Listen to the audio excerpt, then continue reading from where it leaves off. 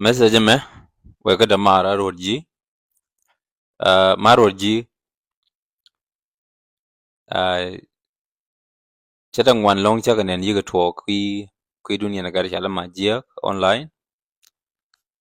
but chabi I thin no mo and wala me ko tengen ke message me goro balarji kata nanin digwe de we ji niam kati diala ti to ngan na chore ye bilat ko that's not important anymore. She important ko tongo ba chore la introduce ngana bi ko ngan direct to the point, you know. Ke boy roji de joni ji wora tazla mi dilong ko lara mi chilare gweje ne tan wan long medan me shelar chiga touch. That is why ejen me cheka no mo medan me chine tan wan long sa gor ko ne de ma je de luaken ko wodi chiran na cha ne ken ko me lari me go ko ma dara andare lua re te kede kamen go je wodi o kan de to long de ko de lara kan chi kan tin wan de lara kan, you know. Karawde de joni jiba malesh katin medidi me kati diala ti chala ki jitu inwara kati medan me kulla ne je kaloju me goda ne kulla ne karan law chela ba joy ta me jaraba loji ko ne chela la anjiram jeng ne jara ina dial chela la anjiram nanen kullu goro birana be use wal chiran ti je me tele shur bat chi shur ma je ku joy ta me kon wara dial ko goro ne ba ko bo woy tedu ngana kuraru long tin ma lo roji ngana chilengun ma go inyo gorgano biro ku woy kor ma je gorgano ne me ka ni je jaw way gan tedu kama je de joni jiba malesh ko mo chitwogo ko jiran lo jiran riem ko lo jiran jege ko ne duor ma le je ko loju law tel ma je ma go irede ka bel ba joy ko ne ba duor ba gor ko ne ba lo hirji gweje tel ma je ma de bal ma chega no mo re teka ngana kel ma je ka long ka na ye ba ko jin shal gi jirwar ngana en churi a chol yirwar ngana tega lor ba ji ko ne jiran la rudi duor ngana bi duor bi ko rur bele ma da ma na ma chaler gi me ko chie me tya ko wa ka background ngan ngara ma I was among the early people ne de ko ne chai mal ngai long yen ma je ne me chia ben ya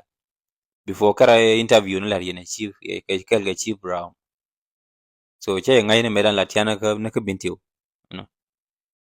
Ngana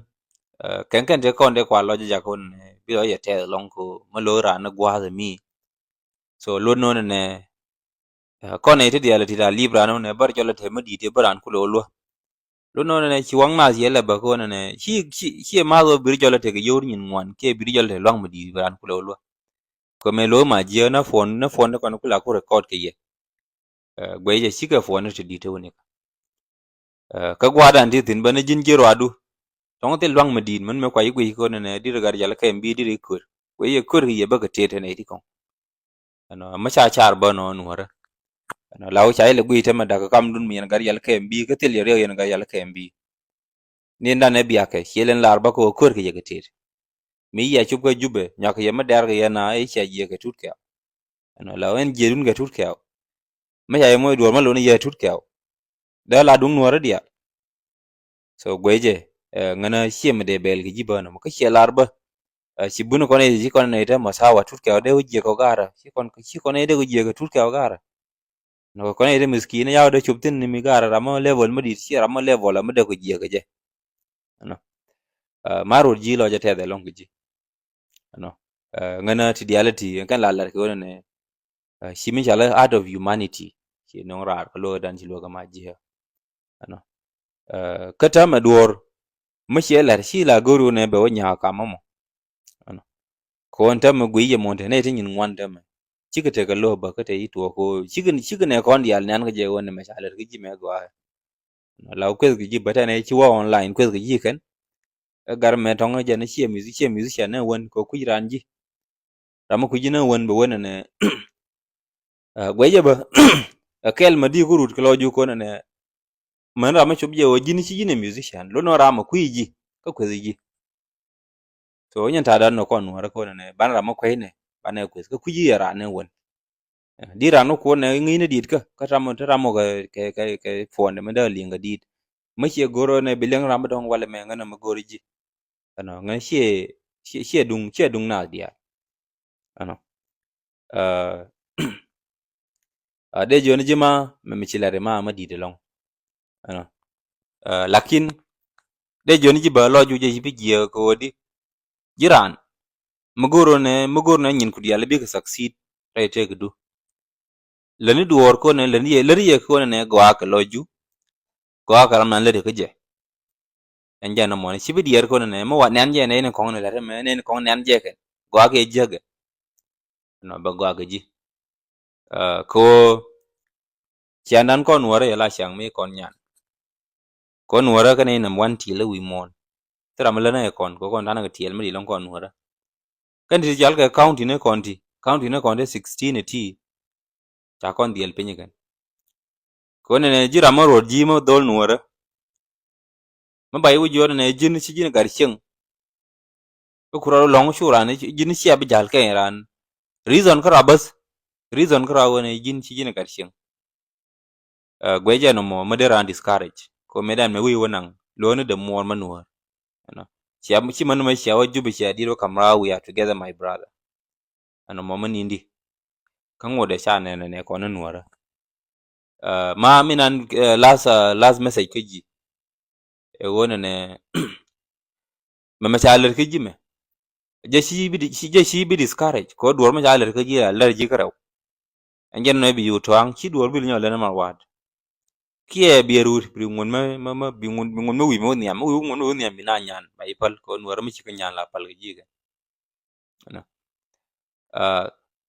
eneme dara to wota ma ko ne